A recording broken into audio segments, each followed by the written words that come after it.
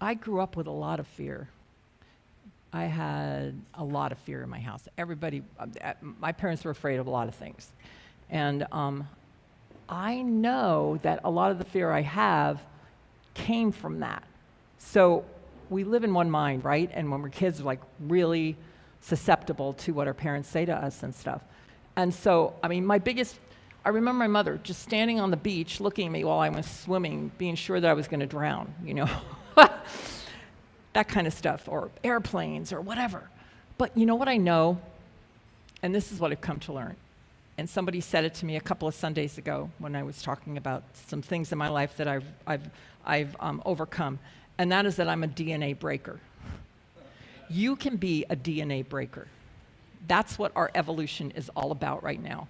So if you grew up with things that are not empowering you, and you might think, oh, well, that's just the way I am, that's the way my parents were, whatever it is, you can shift it. You can be a DNA breaker. And how are you going to do it? Your brain is like really wired for whatever that is. It's wired to be afraid of whatever. But you can take a moment and you can turn it around. Do you know that we all have something called faith? Faith is where fear is, and we say this in our teaching, fear is faith misplaced. That's what it is. We all have faith. Faith is not something it's an energy. It's something that we have that brings things into manifestation, faith. It's an energy. It's not like a belief. It's not anything like that. It's an energy.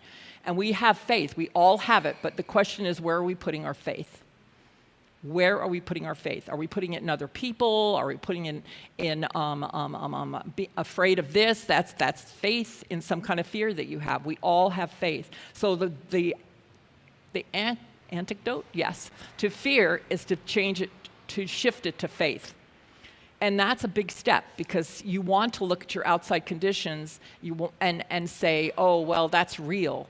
No, it's not real, because in every single solitary moment, you are creating something new. That's what we know. We're not living in deterministic life where everything has to be the way it was and is. We are living in a field of energy that's constantly recreating from itself and constantly changing. So, faith is something we can turn to. The example this morning with the cat. One of my biggest fears was the cat's going to run out in the parking lot, somebody's going to hit it. Well, why would I want to think that? And that's totally against what I believe in this philosophy, to put my faith in that, like to start picturing that and thinking about that and worrying about it. And so I had to stop myself immediately and go, like Patrick was saying, I have to let go. I have to know that she's safe and that she is living her life. She's doing her thing, and I can't control that. I can't control anything. All I can do is control my own way of looking at it, my own thoughts.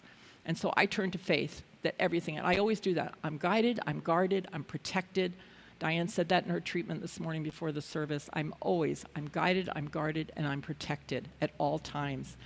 And what are the things we're afraid of? Sometimes we're afraid of death, afraid of losing somebody. These are all things that can be fear. But what that's saying is to us, it's normal to probably feel that way, but it's saying that we really don't believe what we believe. So we know where we have to do our work. If we fear death, then we have to work on what does that mean? What is death? We have to sit with it. We have to look. It doesn't mean don't look at what you're afraid of, that you just turn away and go, no, I'm not afraid of that, and you stuff it down. No, you look at it, and then you shift it, and you come up with something different for yourself. And you keep working on it, because you're a DNA breaker, and you're going to change whatever it is that you need to change in order to live the full. And what the two people before me were saying, Laura and Patrick, I was always saying Laura and Greg, Laura and Patrick, that we have the right to live these joy-filled and amazing lives, and that we can take this thing called faith and use it. And I'm going to give you a little mantra that I had. 2021, during the insurrection, the next day or something, I was really terrified. And I wrote a blog about it in my book. I was scared. And I went outside because I thought everything's falling apart. The world's got to be falling apart. How could something like this happen? Blah, blah, blah, blah, blah, going into my fear mode. And I was outside in the backyard, and I looked up, and I saw the stars. And the sky was like filled with stars. And when I looked at those stars, I realized that they were there, and they were always going to be there. They're like my representation of the changeless, the thing that's within us that never changes. It's always there for us.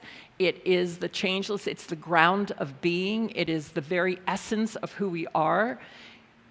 And I got that in that moment, and I realized that that was what I had to ground myself in.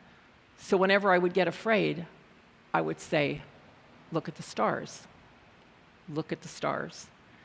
This beautiful, immense universe that is that we are a representation of. It is all within us. Remember the stars. And so whenever I'm afraid, I say that to myself. Remember the stars.